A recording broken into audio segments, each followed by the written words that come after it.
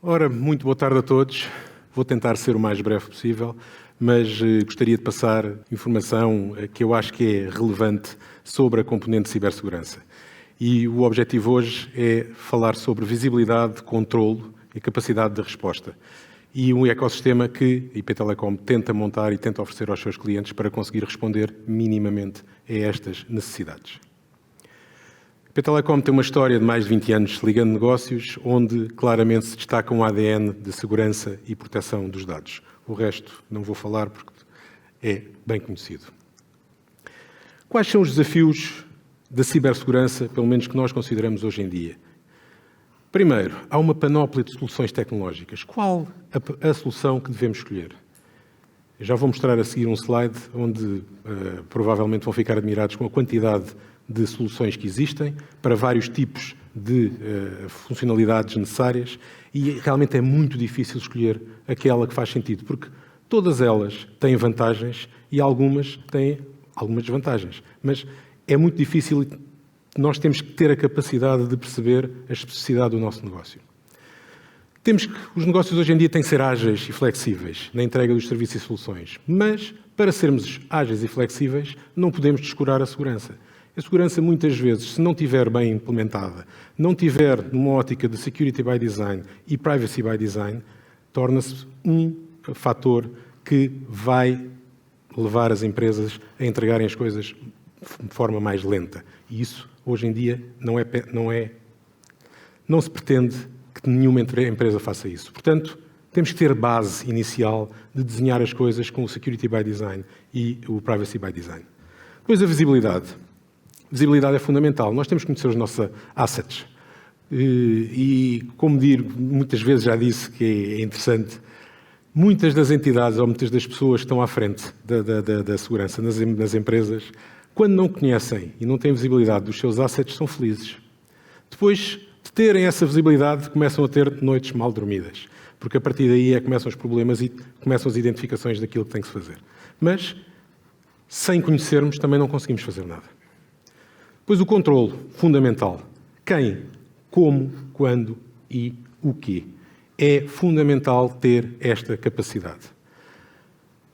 Já também aqui foi falado há pouco e por várias vezes, a regulamentação e o compliance que invadem as entidades hoje em dia. Existem muitas leis, existem muitas regulamentações. Temos que cumprir com um conjunto de regras. E essas regras são fundamentais, mas precisamos de ter processos ágeis e pessoas que consigam responder às necessidades da empresa. Ter as regras, cumpri-las só para gastar dinheiro e dizer que estamos a cumprir porque senão pagamos multas, não serve às organizações. E, por outro lado, falta de recursos mais reconhecida, principalmente na ótica dos recursos humanos, mas também na ótica de recursos financeiros. Quais as tecnologias a escolher? Se repararmos, nós temos uma panóplia de tecnologias para responder ao Network Infrastructure Security, ao Web Security, ao Endpoint Security, you name it. Reparem, são centenas de soluções tecnológicas que existem. Qual delas é melhor para mim? É muito difícil escolher. Relativamente à agilidade e flexibilidade, nós temos que ter a capacidade de ser ágeis. Os negócios têm que ser hoje ágeis e flexíveis. Mas para sermos ágeis e flexíveis, temos que dar confiança e garantir a privacidade dos nossos utilizadores e dos nossos clientes.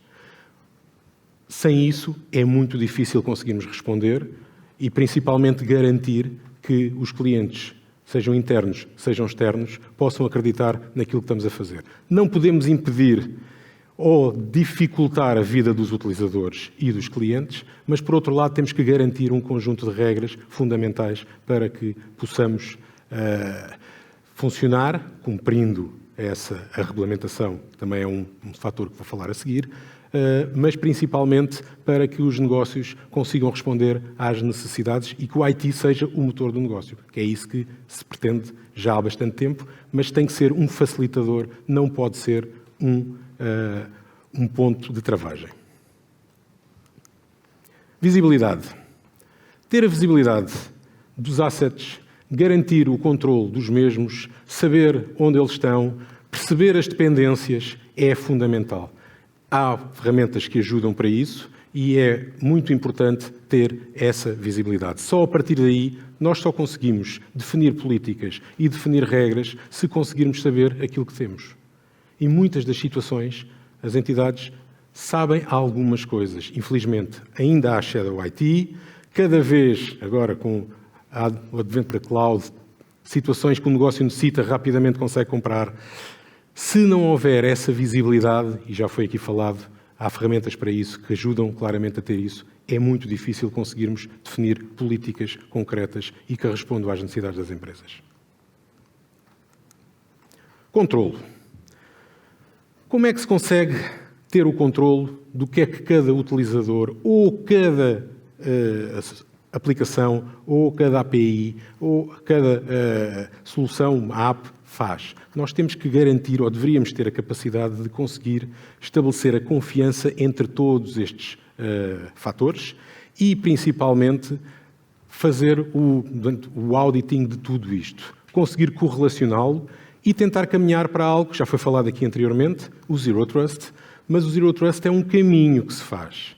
Não é algo que se nós vamos chegar lá, não, porque o Zero Trust obriga a que eu conheça todos os meus dispositivos, obriga a que eu consiga ter um caminho para os privilégios que têm que ser dados aos utilizadores e, desse modo, garantir que a maturidade das empresas, neste caso das entidades, portanto, começam num certo nível e vão caminhando e até tentarem chegar ao objetivo final. Acredito que muitas das entidades que estejam aqui estarão provavelmente entre o básico e o advanced. Duvido que, tirando se calhar um ou dois exemplos, já estejam em algo que é as decisões proativas e automáticas para conseguir ser ágeis e rápidos para responder às necessidades de alterações que possam existir nas infraestruturas, nas aplicações necessárias para pôr o negócio a funcionar. Há um conjunto de funcionalidades de cada uma delas. Eu espero que poucas já estejam no nível 1. Acredito que não, principalmente com as situações que têm acontecido nos últimos tempos, mas é fundamental perceber e tentar ir introduzindo este tipo de funcionalidades. Como é que se consegue isto? Tipicamente com ferramentas de Privileged Access Management. Conseguir controlar o que é que os utilizadores fazem, perceber o que é que eles fazem, como é que fazem, quando é que fazem. E, fundamental, não lhes dar privilégios, ou eles não conhecerem a capacidade que tem um utilizador e uma password sua, eles acedem, têm que pedir autorização para tal e essa autorização é-lhe concedida ou recusada, caso não seja necessário. O controle, mais uma vez, para tentarmos chegar ao Zero Trust, como é uma palavra que toda a gente gosta muito de utilizar, mas para chegar lá nós temos que conhecer os utilizadores e estabelecer a confiança dos utilizadores. Temos que ganhar a visibilidade de todos os devices. Devices, estamos a falar tanto dos devices PCs normais, os end-user, como nos mobiles, como nos servidores, como aplicações que estejam nas nuvens, porque já não é só uma, tipicamente são várias, que as entidades utilizam. Garantir a confiança entre esses dispositivos. Eu tenho que dar especificamente, por exemplo, um dispositivo tem que falar com uma certa aplicação através de para uma certa funcionalidade. Eu tenho que dar explicitamente isso. Mas isto é muito difícil de fazer. É fácil de dizer, é muito difícil de fazer. Para o fazermos, nós temos que conhecer muito bem a nossa realidade interna, temos que conhecer muito bem e ter visibilidade de todas as dependências que existem, para conseguirmos chegar lá. O ideal era conseguirmos, depois deste passo e termos essa identificação, ter políticas que fossem semi-automáticas para conseguir garantir a agilidade que as empresas necessitam. E só a partir daí é que conseguiremos ter o tão afamado Zero Trust, que é muito difícil. Atenção, nunca se esqueçam, confiança é fundamental para os nossos utilizadores ou clientes. A regulamentação e compliance. Estamos inundados de regulamentação e compliance. Temos as leis de proteção e regulamentos de proteção de dados pessoais, temos a proteção de dados pessoais de comunicações eletrónicas, temos as próprias comunicações, as leis de comunicações eletrónicas, temos a lei de cibersegurança, temos as ISOs 27001, sistemas de gestão de segurança da informação e outras, e ultimamente, que todos devem conhecer, os que estão aqui, garantidamente, porque já tiveram que estar a trabalhar sobre ele, o famoso DL65 2021, que também obriga um conjunto de funcionalidades que temos que ter, não é funcionalidades, de procedimentos que temos que ter para responder, neste caso, ao CNCS, e muito bem. O que normalmente acontece com a regulamentação ou com as ISOs que muitas entidades têm é que cumprem com o mínimo para mostrar que têm a certificação, mas não tiram proveito delas. E isso é algo que deve alterar. Os procedimentos devem refletir aquilo que as entidades necessitam. Os procedimentos devem ser feitos para as necessidades do negócio e não para responder às leis. Tipicamente, o que é que acontece quando eu apenas respondo porque tenho uma lei, tenho que cumprir e não posso pagar uma multa? Tenho situações, como o primeiro exemplo que está aqui do boneco, que, portanto, tenho uma política de cyber que cobre, neste caso, o pagamento de ransom, e, como é óbvio, o CEO não sabe o que é. Se raptarem alguém, estamos cobertos. A entidade, toda a empresa, tem que conhecer aquilo que necessita, e estamos a falar em termos de board, é fundamental. Falta de recursos. É algo que todos sabemos, principalmente na ótica dos recursos humanos. Esta área de cibersegurança está fortemente... tem uma forte necessidade de recursos com capacidade para poderem responder às necessidades das entidades. Adicionalmente, também há entidades que não têm recursos financeiros para poderem investir em algumas plataformas e terem pessoas para construir os seus procedimentos de segurança para depois, a partir daí, montarem portanto, todas as funcionalidades necessárias. O que é que pode ajudar e o que deve ajudar as entidades a suprir esta falta de recursos? Apostar na automatização, como é óbvio, automatizar o máximo possível aquilo que puder ser feito, ter orquestração, pôr as coisas a funcionarem entre si, ter soluções as a service. Existe muito hoje em dia, quase todas. Foram aqui muitas faladas durante o dia, foram muitas abordadas, mas de acordo com as nossas necessidades.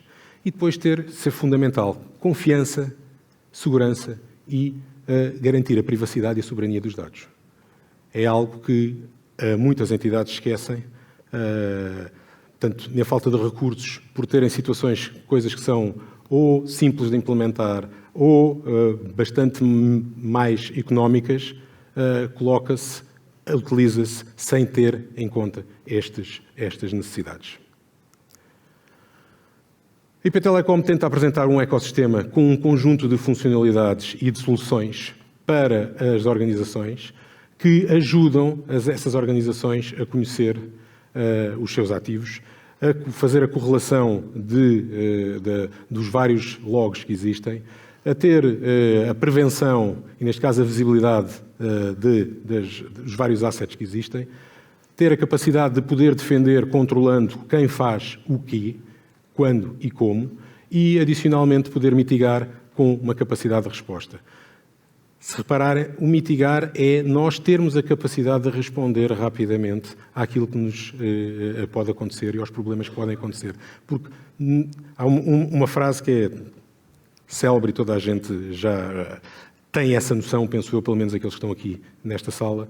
Há aqueles que sabem que foram atacados e há aqueles que não sabem que foram atacados, mas já foram. Não há ninguém, não há nenhuma entidade que não tenha sido atacada. E como não há nenhuma entidade hoje em dia que faça negócio e que não tenha IT, tirem as vossas conclusões. Muito obrigado.